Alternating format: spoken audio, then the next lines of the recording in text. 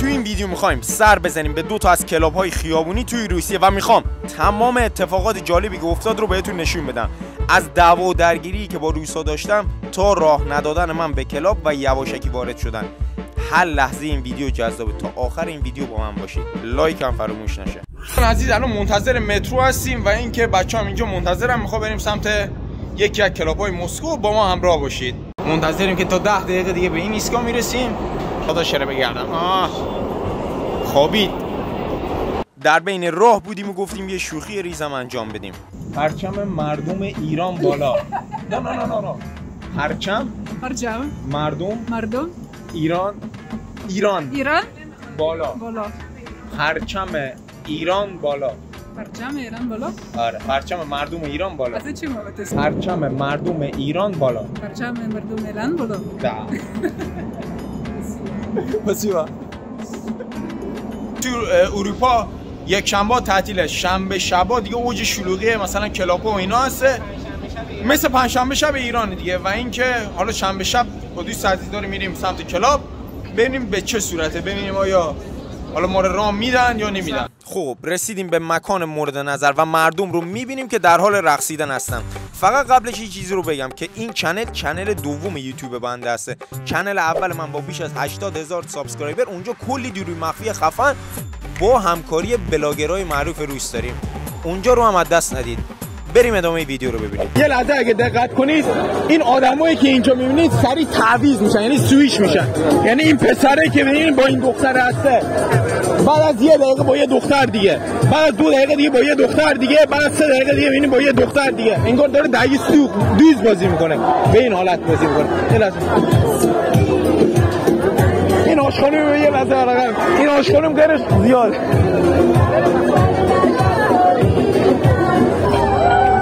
دوستان عزیز، خدا دوست عزیز، خب دوستان عزیز، در خدمت یه بنده خدایی هستیم که هیچ کس نیم ساعت بهش پا نداده. یعنی سمت 10 تا دختر رفته، هیچ کس سمتش نیومده.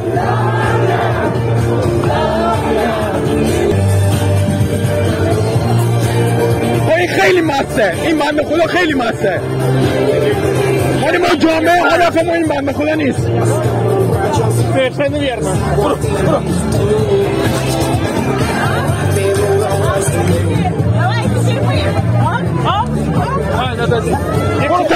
برو سمت دختر، برو. بعد یه باشه ده.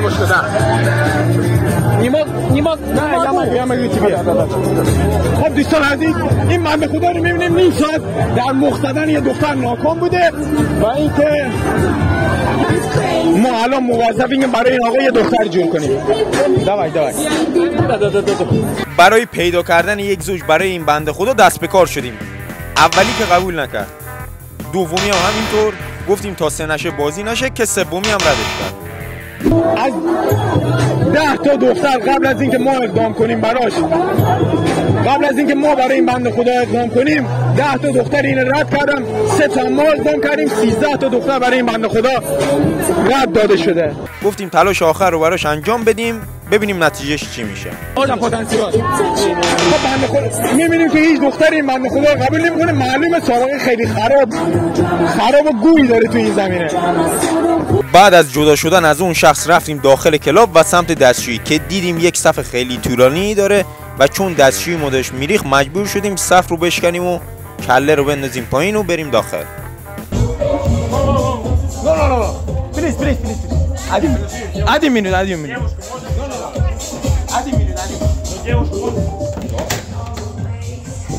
بعد از چند دقیقه اومدیم بیرون. دمتون گرم تا اینجای ویدیو با ما بودین، ولی ویدیو رو قطع نکنید که هنوز قسمت‌های اصلی ویدیو مونده. اگرم حال کردید ویدیو رو لایک کنید. و اینکه نگهبانای کلاب اینجا هستن. این 3 عزیزم همه نگهبانای کلاب هستن که ماسک زدن و همگی فاز فیلم مدمکس رو گرفتن و اون کولتی که کنار کمرشون هم واقعی نیست، اون یه شوکره. فقط اینو گفتم که در جریان باشید. دوستان عزیز، اینجا بین تقاطع بین کلاب‌ها هسته و اینکه اینجا فقط روسا راه میرن و خارجی‌ها و داغستانی‌ها و قفقازی‌ها و چچنی‌ها و ازبک‌ها و تاجیک‌ها اینجا رو کمتر راه میدن، نمیذارن وارد این کلاب بشه. کلاب خیابانی البته. و اینکه یه حصار اینا گرفتن.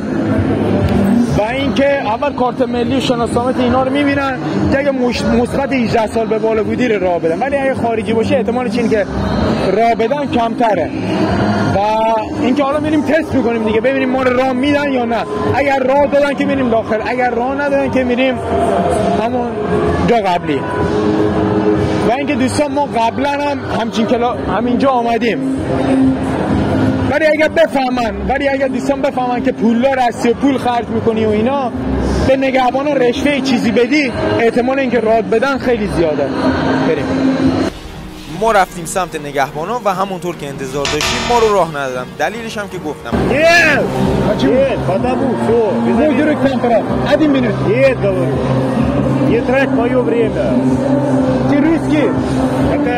حالا 1% فکر کن با این 3 نفر درگیر می شدی.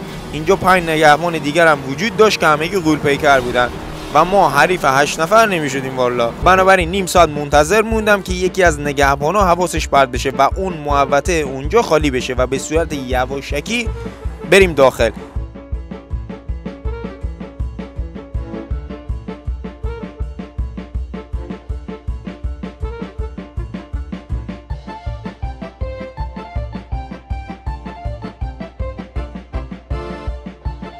یواشک رفتیم داخل و خودمون رو قاطی جمعیت کردیم و بقیه ماجرا.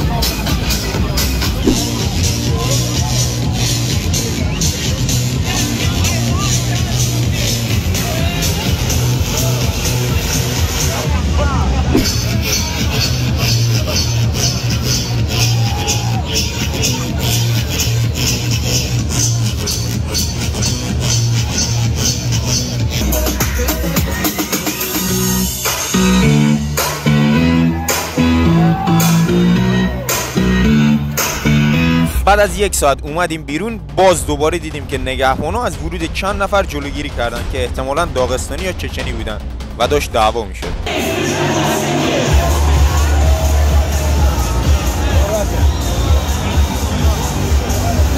برگشتیم به خونه اول، دیدیم بله دوست عزیزمون که داشت از بی کسی رنج می‌برد داره سر و سامون میگیره.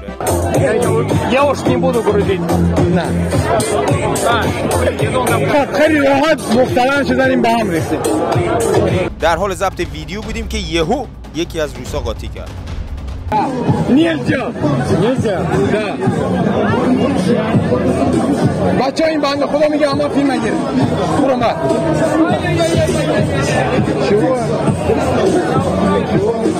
ده عد بني تياب بني مرات ده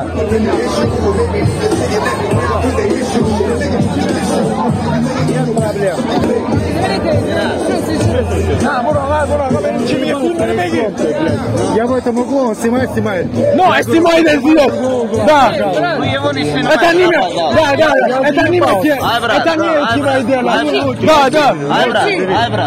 Беги, бро. Абра, смотри, папа, я мусульман. Что такое мазак? Откуда вы, брат? Азербайджан. Азербайджан я из Ирана. Хорошо. Ты из Азербайджана? Нет, он русский, ну какая разница? Все, давай. این رفیق ما چرا شبیه پوتینه؟